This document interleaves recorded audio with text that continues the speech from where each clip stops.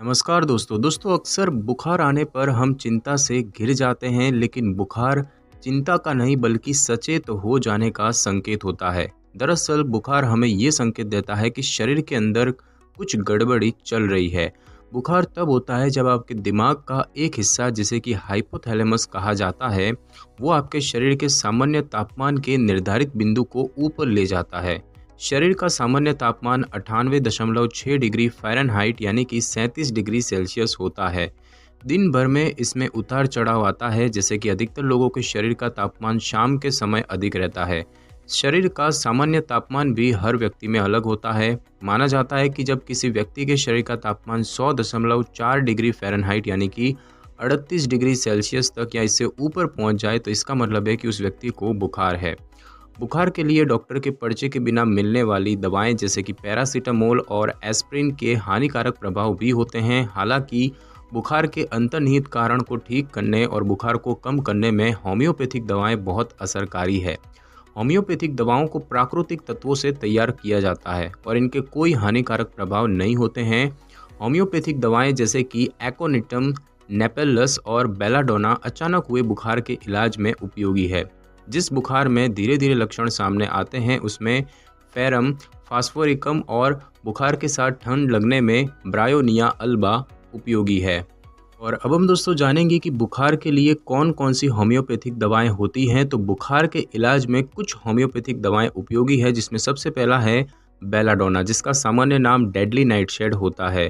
दोस्तों बेलाडोना तंत्रिका और वैस्कुलर प्रणाली, ग्रंथियों और त्वचा पर बेहतर असर करती है। ये दवा अधिकतर चेहरा लाल पड़ने, गर्म और त्वचा पर लालिमा, प्रलाप यानी कि उलझन महसूस होना, दौरे पड़ना और मुंह सूखने से ग्रस्त लोगों को फायदा पहुंचाती है। और इस दवा से लाभ पाने वाले लोगों में कुछ और भी लक्षण दिखाई देते हैं, जैसे कि लाल बुखार यानी कि स्कारलेट फीवर, सिरदर्द जो कि अधिकतर माथे पर होता है, जो कि शोर, रोशनी, लेटने पर और दोपहर में बढ़ जाए, दबाव बनाने और पीठ के सहारे बैठने पर सिरदर्द में आराम मिलता है। साथ ही साथ शरीर में जलन वाली गर्मी महसूस होना, पैर ठंडे होना या फिर प्यास न लगना, दोपहर में और लेटने पर ये जो लक्षण ये और भी बढ़ जाते हैं। दूसरी दवाई होती है एक्ोनिटम नेपेलस, इसका सामान्य नाम है मॉन्क्स हुड। दोस्तों डर के साथ मानसिक और शारीरिक बेचैनी होने की स्थिति में एक्ोनिटम नेपेलस उपयोगी है। अचानक बुखार, गर्म मौसम पसंद न आना, शरीर में झुनझुनी, सुन्नता और जलन महसूस होने जैसे अन्य लक्षणों को भी इस दवा से ठीक किया जा सकता है।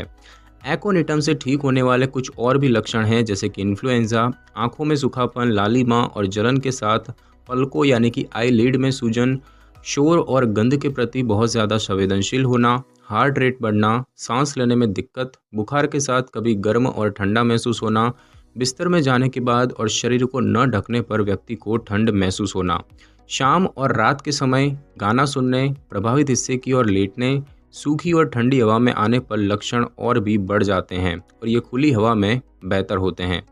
तीसरी दवाई होती है ब्रायोनिया अल्बा, इसका सामान्य नाम है वाइल्ड होप्स। दोस्तों चिड़चिड़ापन, रूखे और सूखे होंठ और मुंह, श्लेष्मा झिल्लियों में सूखापन और बहुत ज़्यादा प्यास महसूस होना, इन लक्षणों में इसका उपयोग होता है। और इन लोगों में कुछ और भी लक्षण महसूस किए जा सकते हैं, जैसे कि शारीरिक कमजोरी बढ़ना, मासिक धर्म के दौरान बार बार नाक से खून आना, वर्टिगो यानी कि सिर चकराना, तेज सिर दर्द होना, लीवर में सूजन और दर्द होना, पेट में चुभने वाला दर्द होना, सर्दी के कारण बुखार के साथ ठंड लगना, अत्यधिक और आसानी से और खट्टा पसीना आना, सुबह के समय चलने पर, गर्म मौसम में और खाना खाने पर लक्षण और भी बढ़ जाते हैं। प्रभावित हिस्से पर दबाव बनाने, आराम करने के बाद दर्द वाले हिस्से की ओर लेटने और ठंडी चीज़ों से लक्षणों में आराम मिलता है। उसके बाद दोस्तों जो दवा होती है वो होती है आर्सेनिकम एल्बम, इसका सामान्य नाम है आर्सेनियस एसिड। ये दवा जो है ये शरीर के प्रत्येक अंग और टिश्यूज़ पर कार्य करती है और इसीलिए होम्योपैथी में व्यापक तौर पर इसका इस्तेमाल किया जाता है। हल्का परिश्रम करने के बाद ज़्यादा थकान होने, जलन जैसा दर्द, डर और चिंता जैसे लक्षणों के इलाज में भी आर्सेनिकम उपयोगी है। और आर्सेनिकम एल्बम से ठीक होने वाले कुछ और भी लक्षण हैं, जैसे कि शराब और तंबाकू चबाने की लत, बैक्टीरिया के कारण हुई फूड पॉइजनिंग, बासी भोजन के कारण इन्फेक्शन, भूख बढ़ना और बेचैनी, आत्महत्या करने के विचार आना, आंखों में जलन और कानों और नाक से बदबूदार डिस्चार्ज होना, लीवर बढ़ना और प्लीहा बढ़ना, कम एल्ब्यूमिन युक्त पेशाब आना और पेशाब में जलन होना, सुबह के समय नब्ज तेज़ होना, सुबह के 3 बजे तापमान अधिक होना, कभी कभी ताकत में कमी आना, अत्यधिक थकान और हे फीवर, प्रलाप जो कि आधी रात के बाद बढ़ जाए, आधी रात के बाद ठंडे और बारिश के मौसम में लक्षणों का बढ़ना और गर्म पेय पदार्थ पीने पर लक्षणों में सुधार आना। उसके बाद दोस्तों जो दवा होती है वो होती है यूपेटोरियम परफोलिएटम, इसका सामान्य नाम है थोरोवॉर्ट। दोस्तों बात की जाए कि ये दवा किस लक्षण में काम आती है, तो ये दवा प्रमुख तौर पर पाचन तंत्र, लीवर और फेफड़ों की श्लेष्मा झिल्लियों पर कार्य करती है। ये मलेरिया और इन्फ्लुएंजा जो बीमारियां हैं उनके बाद होने वाले हाथ पैरों की मांसपेशियों में दर्द से राहत दिलाने में उपयोगी है। और इस दवा से ठीक होने वाले कुछ और भी लक्षण हैं, जैसे कि समय समय पर सिरदर्द होना, जीभ पर पीले रंग की परत चढ़ना, कब्ज के साथ पतला और हरे रंग का मल आना, सीने में दर्द जो कि रात के समय बढ़ जाए, प्यास लगने के बाद सुबह 7 से 9 बजे ठंड लगना, हड्डियों में दर्द होना और सर्दी आने पर कुछ पीने में असमर्थ होना, समय समय पर लक्षणों का बढ़ जाना और बात करने पर सुधार आना। उसके बाद दोस्तों बात की जाए फेरम फास्फोरिकम की, तो इसका सामान्य नाम है फॉस्फेट ऑफ आयरन। और बात की जाए कि ये कौन से लक्षणों में उपयोगी है, तो बुखार से जुड़ी स्थितियों के शुरुआती चरण में फेरम उपयोगी है। ये एनीमिया से ग्रस्त व्यक्ति में हीमोग्लोबिन में सुधार लाती है। हट्टे कट्टे घबराने वाले एनीमिया से ग्रस्त और संवेदनशील लोगों को भी इस दवा से लाभ मिलता है। इनमें कुछ और भी लक्षण महसूस किए जा सकते हैं, जैसे कि त्वचा की सतह पर लालिमा, वर्टिगो, सिर दर्द जो कि कुछ ठंडा लगाने पर कम हो जाए, छूने पर सिर में दर्द होना, आंखों में लालिमा और सूजन के साथ पलकों में धूल जाने जैसा एहसास होना, कानों में हथौड़े बजना कान में इन्फेक्शन का शुरुआती चरण है, नाक से खून आना, सूजन संबंधी स्थितियों का पहला चरण जैसे कि सूखी खांसी के साथ सीने में दर्द, फेफड़ों में कफ जमना और खांसी में खून आना, बुखार के साथ रोज़ दोपहर को 1 बजे ठंड लगना, रात के समय और शाम को 4 से 6 के बीच दाई करवट लेने और छूने पर लक्षण और बढ़ जाते हैं, जबकि ठंडी सिकाई से व्यक्ति को बेहतर महसूस होता है। उसके बाद बात की जाए जेल्सिमियम सेम्परविरेंस की, तो इसका सामान्य नाम है येलो जास्मिन। और बात की जाए कि किस लक्षणों में ये काम करती है, तो ये दवा कई लक्षणों में उपयोगी है, जैसे कि लकवा, चक्कर आना, मंदता यानी कि सुस्ती, मांसपेशियों में कमजोरी, इन्फ्लुएंजा, खसरा और रक्त प्रवाह धीमा होना। जेल्सिमियम से कुछ और भी लक्षणों को ठीक किया जा सकता है, जैसे कि वर्टिगो, मंद मंद और तेज सिर दर्द होना, जिसके बाद दिखना बंद हो जाए और अधिक पेशाब करने पर आराम मिलता है, चेहरे पर लालिमा और गर्म होना, प्यास और हिचकी न आना, शाम के समय स्थिति का और गंभीर हो जाना, बुखार के कारण कंपकंपी होना, नब्ज हल्की और मंद होना, बहुत ज़्यादा भयभीत और उत्साहित होना, चक्कर और बेहोशी के साथ बुखार जिसमें कि रक्त वाहिकाओं और टिश्यूज़ में बिलीरुबिन बढ़ जाए। दोस्तों बारिश के मौसम में कोई बुरी खबर सुनने, भावनात्मक होने और सुबह 10 बजे लक्षण गंभीर हो जाते हैं, आगे झुकने, खुली हवा में जाने, अत्यधिक पेशाब करने के बाद और कोई उत्तेजक पदार्थ लेने पर लक्षणों में सुधार आता है। और उसके बाद दोस्तों बात की जाए नुक्स वोमिका की, जिसका सामान्य नाम पॉइजन नट है, तो ये किस लक्षण में काम आती है, तो दीर्घकालिक बीमारियों के प्रभाव को कम करने के लिए इस दवा को चुना जाता है। आमतौर पर पतले, बहुत ज़्यादा मानसिक कार्य करने वाले लेकिन गतिहीन जीवन जीने वाले लोगों को नुक्स वोमिका से लाभ होता है। इन्हें आसानी से गुस्सा आ जाता है और इनका दूसरों की गलतियां निकालने का स्वभाव होता है। इसके अलावा कुछ और लक्षणों में भी ये दवा असरकारी है, जैसे कि दौरे पड़ना, आसानी से ठंड लग जाना और खुली हवा में जाने से बचना, गुस्सैल स्वभाव, शोर, बदबू और रोशनी बर्दाश्त न कर पाना, सिरदर्द के साथ वर्टिगो और बेहोशी होना, बंद नाक होना, लार में खून आना, खाना खाने के बाद और सुबह के समय जी मिचली, रात के 3 बजे से लेकर सुबह तक नींद न आना, बुखार में ठंड लगने के साथ हाथ पैर और कमर दर्द, व्यक्ति को ठंड लगना लेकिन शरीर को ढकना पसंद न करना, शरीर के सिर्फ एक हिस्से पर खट्टा पसीना आना। दोस्तों सुबह के समय मसालेदार खाने, थकान होने, नारकोटिक लेने, शुष्क ठंडे मौसम में लक्षण गंभीर हो जाते हैं, जबकि पर्याप्त आराम करने या झपकी लेने पर भी उमस के मौसम में और प्रभावित हिस्से पर ठोस दबाव बनाने पर लक्षणों में आराम मिलता है। दोस्तों बात की जाए होम्योपैथी में बुखार के लिए खानपान और जीवन शैली में बदलाव की, तो औषधीय तत्वों और खाद्य पदार्थ और वातावरण में मौजूद कुछ रसायनों के संपर्क में आने पर होम्योपैथिक दवाएं आसानी से अपनी क्षमता खो देती है। और इसके अलावा जीवन शैली से संबंधित कुछ कारक भी इन दवाओं के प्रभाव में सुधार ला सकती है। होम्योपैथिक दवाओं से ज़्यादा लाभ पाने के लिए डॉक्टर इलाज के दौरान कुछ बातों का ध्यान रखने के लिए कहते हैं, जैसे कि आपको क्या करना चाहिए, तो गर्मी में सूती और लिनेन के कपड़े पहने, शारीरिक रूप से सक्रिय रहें जैसे कि रोज़ एक्सरसाइज करना, संतुलित आहार लें, इससे लंबे समय से बुखार होने की स्थिति से छुटकारा पाने में भी मदद मिलेगी।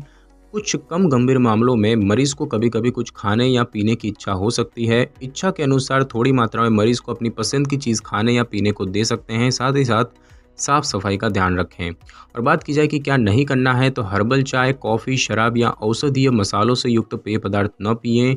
मसालेदार चीज़ें, सूप और प्याज से बनी चटनी, अजमोद, मीट और पुरानी चीज़ न खाएं। परफ्यूम, कपूर, उड़नशील यानी कि हवा में उड़ने वाली चीज़ें वगैरह जो पदार्थ हैं उनके पास होम्योपैथिक दवाओं को न रखें। ये दवाओं के प्रभाव को नष्ट कर सकती हैं। गतिहीन जीवन शैली से बचें और लंबे समय तक गीली और गंदी जगहों पर ना रुकें। दोस्तों बात की जाए कि फीवर के लिए होम्योपैथिक दवाएं कितनी लाभदायक है, तो नवजात शिशु और 12 से 36 महीने के शिशुओं को इन्फेक्शन का खतरा सबसे ज़्यादा रहता है और इनमें इन्फेक्शन का पहला लक्षण बुखार होता है। और इस उम्र के बच्चों के लिए होम्योपैथिक दवाएं सुरक्षित हैं और ये अन्य किसी ट्रीटमेंट के साथ भी होम्योपैथी थेरेपी ले सकते हैं। होम्योपैथी दवाएं न केवल बीमारी को ठीक करने का काम करती है बल्कि व्यक्ति की संपूर्ण सेहत में भी सुधार लाती है। हालांकि हर मरीज की भावनात्मक स्थिति, बीमारी के प्रकार और कुछ बीमारियों के प्रति व्यक्ति की प्रवृत्ति और उसके तौर तरीकों के आधार पर कोई होम्योपैथिक दवा दी जाती है। मान लीजिए 2 लोगों को सर्दी के साथ बुखार है, लेकिन ऐसा जरूरी नहीं है कि इन दोनों पर एक ही तरह की दवा असर करे। होम्योपैथी में हर मरीज के लिए अलग से दवा तैयार की जाती है और इसीलिए बेहतर होगा कि आप होम्योपैथिक चिकित्सक के परामर्श से ही कोई दवा लें। दिल्ली में हुए एक विश्लेषणात्मक स्टडी में 126 मरीजों को शामिल किया गया। इनमें से 75 मरीज चिकनगुनिया और 51 चिकनगुनिया के बाद लंबे समय से आर्थराइटिस से ग्रस्त थे और इन सभी को 6 महीने तक होम्योपैथिक दवाएं दी गई। हर दवा और बीमारी के हिसाब से मरीज का केस जानने के बाद प्रत्येक मरीज को एक होम्योपैथिक दवा दी गई।